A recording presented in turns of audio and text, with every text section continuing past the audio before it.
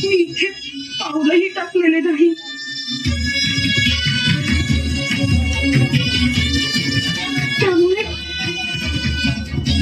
त्यामुळे थोडा संभ्रम होतोय. बहिणी, अहो काही नका करू.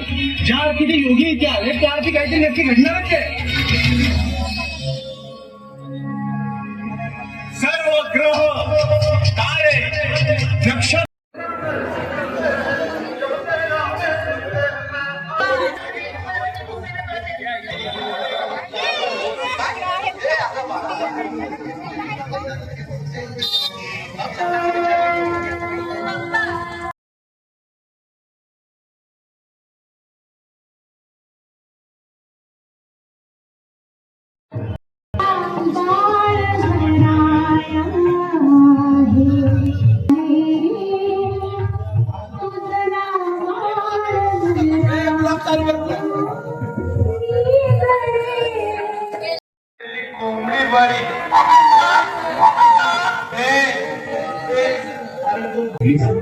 जे दिसतं ते छान असतं असं समजतं.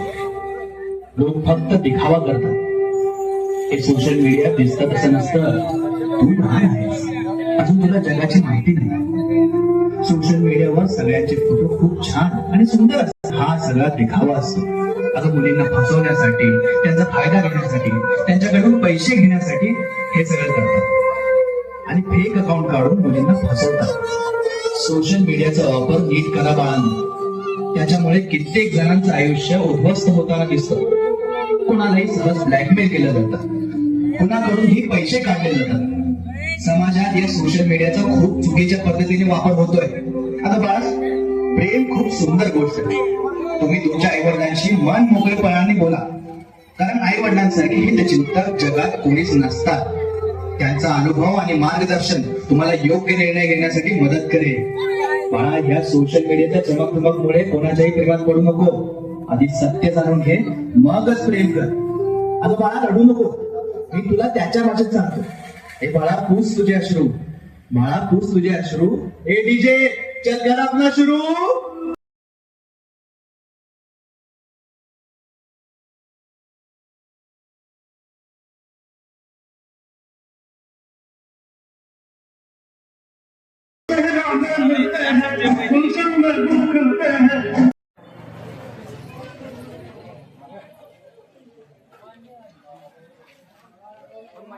नीरज घोगरे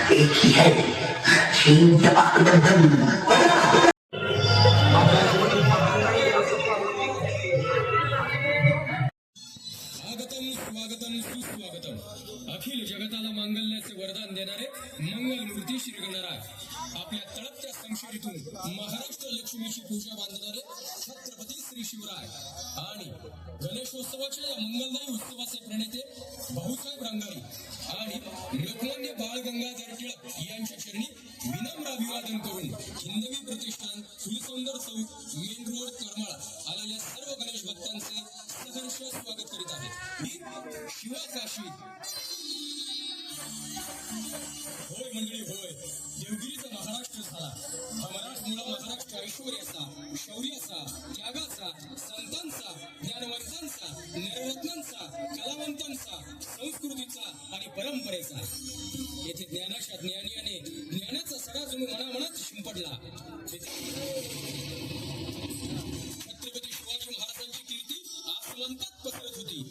स्वराज्याच्या सीमात बहुमुलकी पसरत होत्या. हिंदवी स्वराज्य दिल्ली पाठशाळेत होतं. एका चिमटीत स्वराज्य नेस्तनाबूत करण्याचा डाव त्यानं आखला.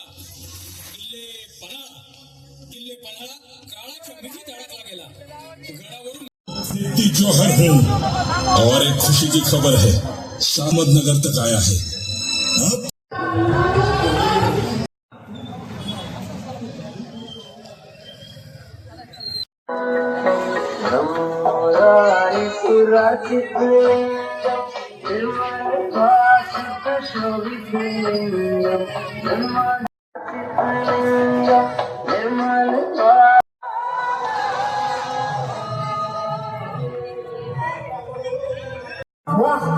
वाटलं नव्हतं रे धडाडीने एवढं सगळं उभं करशील.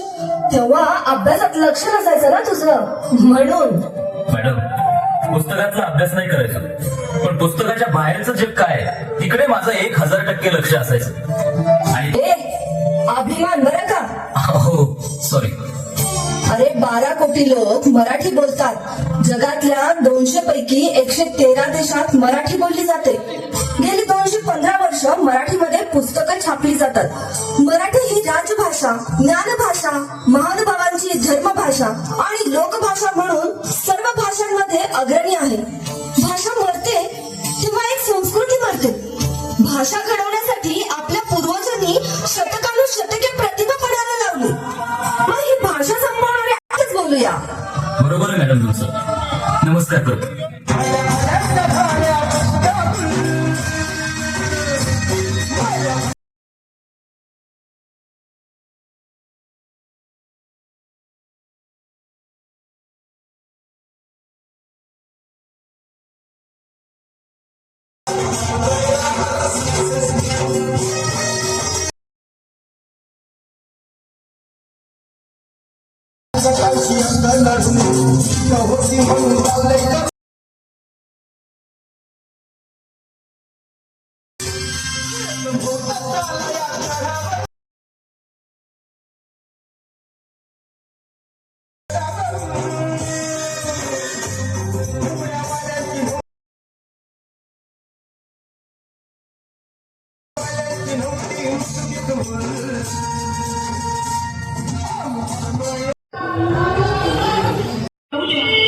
माझं तानं बाळ घरात एकटंच आहे.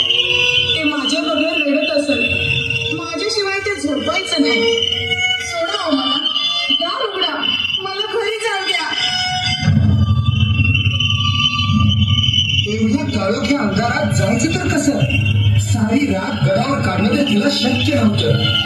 क्षणात ती थांबली. तिच्या मनात काहीतरी आलं. ती इकडे तिकडे पाहू लागली. आपल्याला कोणी बघत नाही असं पाहून ती उठली आणि निघाली. आणि चालत चालत ती एका कड्यावर येऊन पोहोचली. आणि त्या भयानक कड्यावरून सांगते शोधत शोधत खाली उतरू लागली. तिच्या काबुल्यामुळे तिला कळतच नव्हतं की किती भयानक कड्यावरून आपण खाली उतरतोय. जरा जरी तोल गेला तर खोल दरीत पडून प्राण गेलाच म्हणून समजा. रायगडाच्या त्या भीषण कड्यावरून घोरपडीसारखी इरा खाली उतरत होती.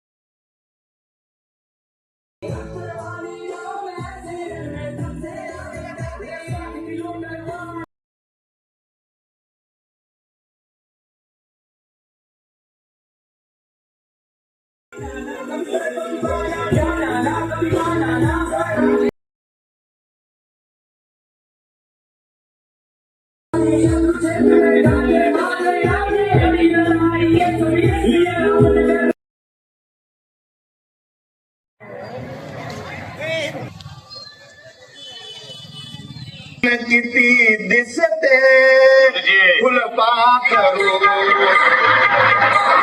किती दिसते फुलपाखरू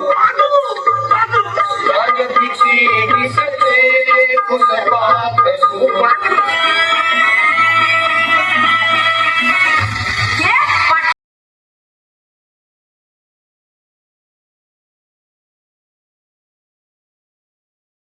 पण आमचे गैबाने 4 लोक ओळखायला लागले की लगेच हवेत जातात.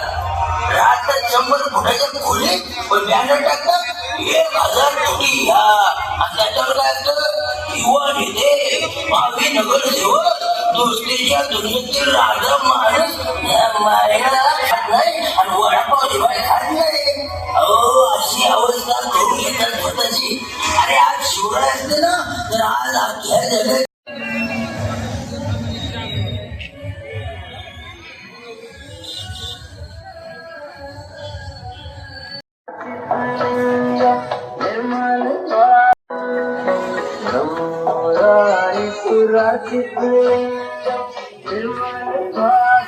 Thank you.